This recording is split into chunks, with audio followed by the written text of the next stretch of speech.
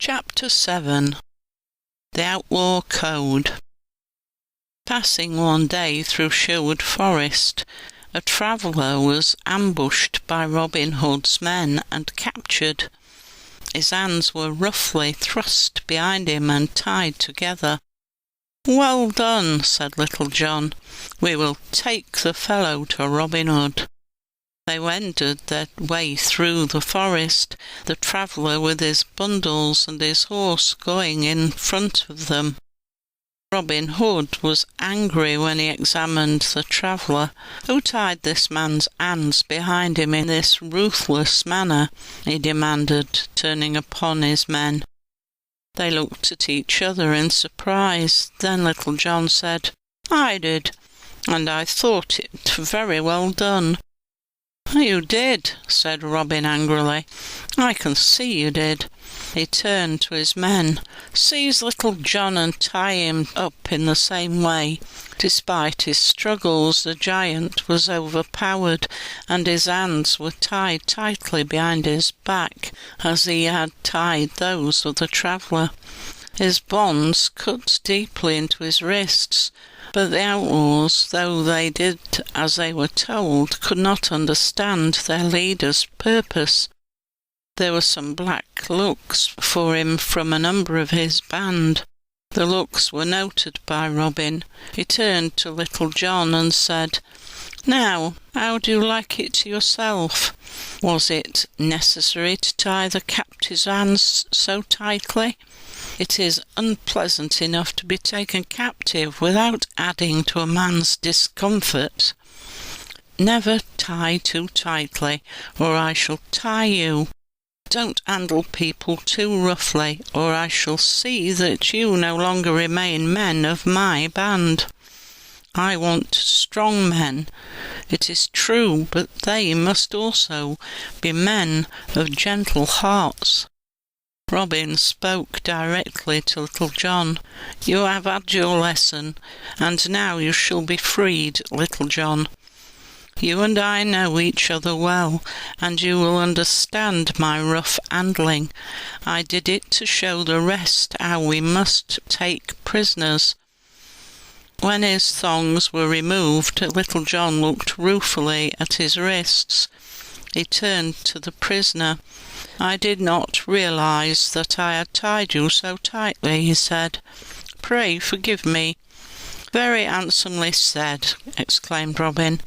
"And now," turning to the captive traveller, "sit down on the grass and tell us where you were taking your goods, and from where you came."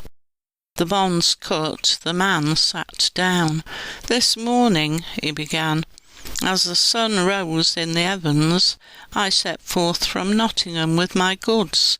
You will see that I am only a young man. I have not been in business long, and in Nottingham I found it was slow work, waiting for customers to come to me. So I decided to pack my horse with some of my coarser cloth and travel to the villages. I thought that I might be able to sell some cloth to the labourers and their women. But as I wandered along the forest path, your men surprised me and brought me here. It is a great pity that I did not know beforehand that I would be falling into your hands, for I should certainly have brought some Lincoln green cloth with me to sell to you."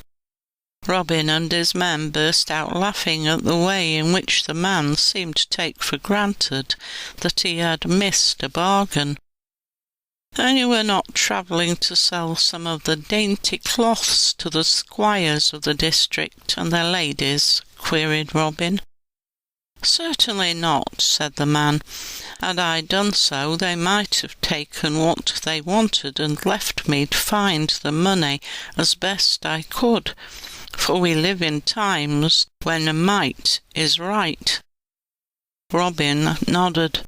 He knew too well that this was the truth. He turned to his men. "Open his pack," he said, "and if he has spoken the truth about his travelling to sell to honest poor folk, he shall go on his way unmolested." The pack was opened, and it was found as the traveller had claimed, bales of russet browns, and cloth of grey and drab, such as common folk would wear. But there was no cloth that any knight or dame or squire or lady would have dreamed of wearing. "The man has spoken the truth," declared Robin. "We have no wish to wage war upon the poor, and we don't want to spoil their chances of making an honest living. Let us then allow this man to go free. What do you say, men?" The outlaws broke into loud applause, and the traveller felt relieved to think that he was now a free man. "I will ride this way again," he said, "and when I do I will bring with me some bales of Lincoln green. I should do a very good trade with you, for there are at least 100 of you. You seem very sure that we should pay you for your goods," said Little John. "So sure," replied the traveller, "that it will not be long before you will see me again." Robin gave the man a good meal of venison before he went on his way. When the travelling merchant arrived at the villagers, he told the people how well Robin had treated him, and the reason why he was spared. Thus the villagers knew that Robin and his merry men were their friends. Robin's own men, too, had been taught a valuable lesson that day, that they were not to harm the interests of the common folk. The traveller was as good as his word. Not more than a week had gone by when he returned with his horse laden with cloth of Lincoln green. The outlaws paid him in full for the material, and he rode off well content. Yet only a few days later he was back, and there was trouble on his face.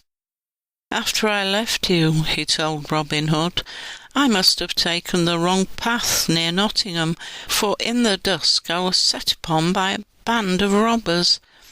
The fiends took all my money and my horse. I was left there to find my own way home."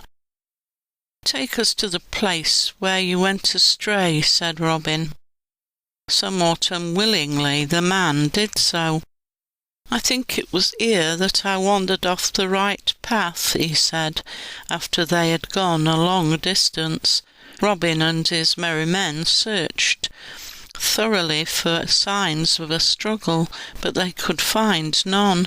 Robin noted this and ordered his men to march the traveller back to their camp in the forest. Then Robin sent 2 of his men to visit the traveller's house and his shop in the town. He was suspicious about the truth of the story he had been told, but he gave no sign of this to the traveller.